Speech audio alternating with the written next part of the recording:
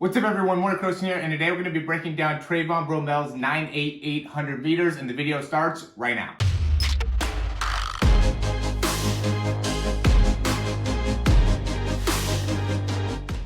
Alright, Trayvon Bromell is officially back. Today, 9.88 in the 100 meter. I'm so excited for Trayvon Bromell. Super props to him and his ability to kind of fight through some of the injury issues that he's had. He's one of the first guys that really got me into sprinting technique and the importance of sprinting technique. Back when he was at Baylor, he ended up winning the NCAA championships. And that video of him running his 100 meter to actually win is one of the first videos that really got me into analyzing the sprint mechanics and how much range of motion he has and how much speed he has. So I'm super excited for him that he's back and performing at a high level again. This is the 9.88 is the best 100 that we've seen so far this year in all of track. And so we're going to go ahead and hop right into the breakdown here. So we got Trayvon Bromell is right here. And there's a bunch of other guys that are, top tier sprinters, obviously, in this. And, so I'm super excited for him to win this and also to be able to break it all down. It didn't actually even seem like he had that great of a start. A lot of times in these starts, like, he'll just start off and just be, blowing by everybody. He had an okay start. He's not in a bad place right here. But I've definitely seen him in a better spot. Like, Andre DeGoss is a good starter, and he's a little bit out in front of him. But anyway, we'll go further into it. I know the video is not as great as we, typically see in terms of the actual quality of it. Maybe there'll be something later that we'll be able to see. But, what really stands out with Trayvon Bromell, and this is something that if you've watched any of the other past breakdowns that I've done on him, you've been able to see, is he does such a great job of getting that foot out in front and then creating that pullback. And I see a lot of guys struggle with being able to effectively do that. And a lot of it has to do with just the range of motion through the hamstrings as well as the activation and stability through the hips. So what happens is that as you're going and extending that leg out in front, obviously you're not going to get it that high, but any type of extension with that leg, what's going to end up happening here, let me get a little bit better spot here. Let's go with this one. So what happens is that the opposite side leg is going to slightly, the pelvis, the hip has to slightly go down, right? And the side that is going through the hip flexion is going to slightly come up. And so what that means is that when you're trying to get this hip flexion and get that leg out in front, you need to also have that lateral stability within the hip and lateral range of motion within the hip in order to make that happen, right? So there's some people that are just too stiff in their ability to actually move the pelvis like this, and that has a huge impact on the ability to really maximize hip flexion, right? And hip flexion is when the foot is coming out in front or leg is, out in front of the hip. Hip extension is going to be when the foot or leg is behind the hip, okay? And so when it comes to that hip flexion and being able to really maximize it, there has to be a good ability to achieve lateral tilt within the pelvis. That's an important thing to be able to understand. And again, look at how good he's able to get full range of motion out there, right? So see, and notice that when he's doing that, he's also kind of pulling his spine, head out in front as he then pulls that leg back underneath. And this allows him to generate a lot of force downwards back into the ground and makes it so then when he hits the ground, he's very forceful with it, but can also be very quick, right? So let's see real quick. 8.56 is around when it looks like he's hitting.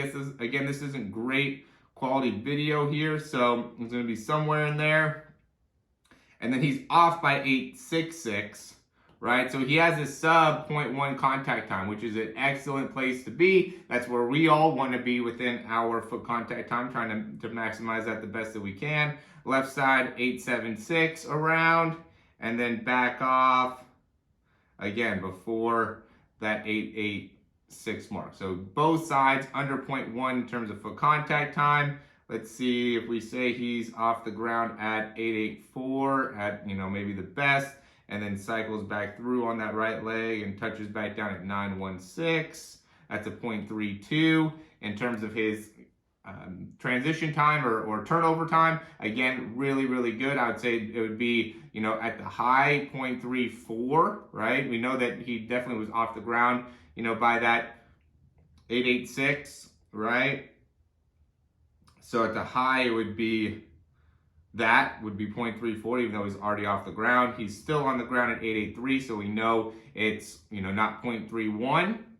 Okay, so it's somewhere above 0.31 and below 0.34 in terms of the exact number, but still, if we can consistently get 0.33 with a 0.1 foot contact time, then you're going to be running very, very fast, right? And so being able to really work on that, and even if you do have that 0.33 turnover time, you have to be able to get that foot out in front, right? So there's some people that have really fast turnover, but most of the time their foot is back behind them, right? And they're hitting the ground straight down like this, right? This is the most common thing that I see, where Trayvon Bromell is really the first guy that really opened my eyes to this action, right?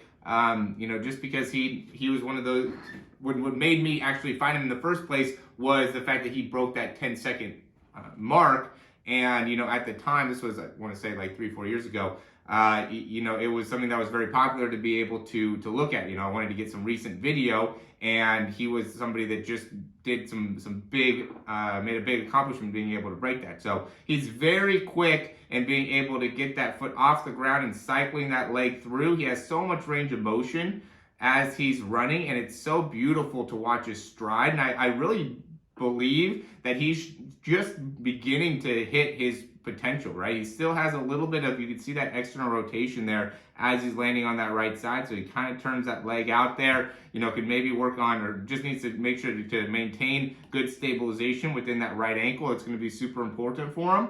But, other than that, I see a lot of things that are really great within his running form. And he's just so smooth, so clean. So as long as he can continue to stay healthy and keep on building on some of these performances, I think he's going to really make a big statement in terms of overall top speed. And I still think he has a lot more capabilities in the tank. I don't think he's even close to, what he's been doing. As he's gotten back, he's just continued to get better and better and better with all of his times. And so I'm super excited to continue to watch him.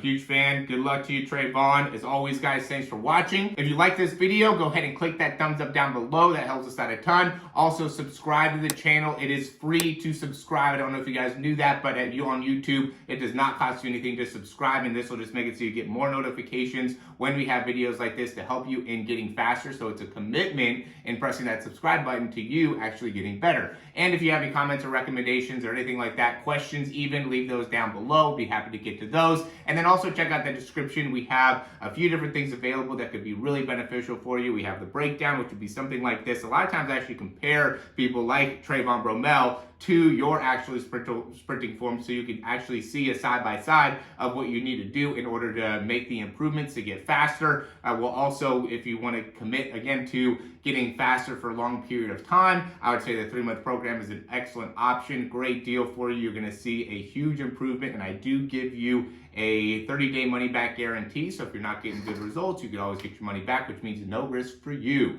And then also, if you want to try something out, try out the 7-day trial. You can do that in the description, or we have a free speed ebook and a couple other things that you could get for free just to get you started. So as always, guys, thanks for watching this video here, and we'll talk to you soon.